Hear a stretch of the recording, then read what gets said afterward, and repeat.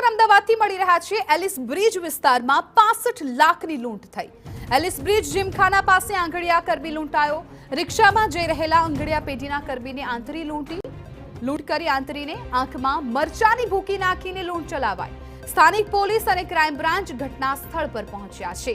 અમદાવાદમાં Alice bridge gymkhana પાસેનો આ બનાવ છે। લૂંટની આ ઘટના કે જ્યાં આંખમાં મરચાની ભૂકી નાખીને આખી આ લૂંટ છે ચલાવાઈ હતી। રિક્ષામાં જઈ રહેલા આંગળીયા પેઢીના કર્મચારીને લૂંટવામાં આવ્યો। સ્થાનિક પોલીસ અને ક્રાઇમ બ્રાન્ચ છે અત્યારે ઘટના સ્થળ પર પહોંચી ગઈ છે। 65 લાખની લૂંટનો આ બનાવ છે। આ ઘટનામાં અત્યારે પોલીસે તપાસ શરૂ કરી છે। જીમખાના પાસે આંગળીયા કર્મીને લૂંટવામાં આવ્યું છે, પરંતુ આ જે કર્મચારી હતો એ રિક્ષામાં જઈ રહ્યો હતો। રિક્ષામાં જઈ રહેલા આંગળીયા પેઢીના કર્મીને આંતરીને લૂંટ કરવામાં આવી। અમારા સંવાદદાતા યુનુસ ગાઝી આ મામલે વધુ જાણકારી આપી રહ્યા છે। યુનુસ, આંગળીયા પેઢીના જે કર્મચારીઓ હતા તે ઓટો રિક્ષામાં જઈ રહ્યા હતા। તે સમયે જે મોપેડ ઉપર સવાર બે લૂંટારૂ હતા તેઓએ આ રિક્ષાને આંતરી હતી અને આંખમાં મરચાની ભૂખી નાખીને જે આંગળીયા કર્મચારીઓ પાસે થેલો હતો તે ઝૂંટવીને તેઓ ફરાર થઈ ગયા હતા। 65 લાખ જેટલી મતા હતી। આસપાસના લોકોની મદદથી બૂમાબૂમ કરી હતી, પરંતુ જે લૂંટારુઓ છે તે ભાગવામાં સફળ રહ્યા હતા।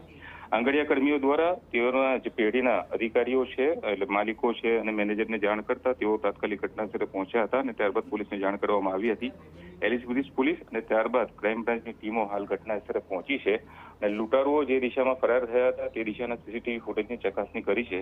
કેટલાક ફૂટેજ મળ્યા છે અને વાહનની વિગતો મળી છે, તેના આધારે અને જે દિશામાં લૂંટારુઓ ફરાર થયા હતા તે દિશાની અંદર હવે તપાસ શરૂ કરવામાં આવેલી છે। જે આંગળીયા કર્મીઓ છે તેઓની પણ પૂછપરછ કરવામાં આવી રહી છે, કારણ કે તેઓ ક્યાંથી નીકળ્યા હતા, શું હતું। ભૂતકાળની અંદર એવા બનાવો બન્યા છે કે આંગળીયા કર્મચારી હોય અથવા તો અન્ય કોઈ વ્યક્તિઓની મદદથી લૂંટનું રચવામાં આવ્યું હોય। આવું જ કોઈ આ ઘટનામાં પણ નથી ને તે દિશામાં પણ તપાસ એજન્સીઓએ તપાસ શરૂ કરેલી છે। લૂંટારુઓ જે દિશામાં ભાગ્યા છે તે દિશામાં પોલીસની અલગ અલગ ટીમો રવાના કરવામાં આવી છે। સાથે જ જે દિશામાંથી ભાગ્યા છે અને શહેરમાંથી બહાર જવાના જે માર્ગો છે તે સ્થળો ઉપર પણ નાકાબંધીના આદેશો આપી દેવામાં આવ્યા છે કે જેથી લૂંટારુઓ શહેર બહાર ન જાય અને તેઓને ઝડપથી પકડી શકાય।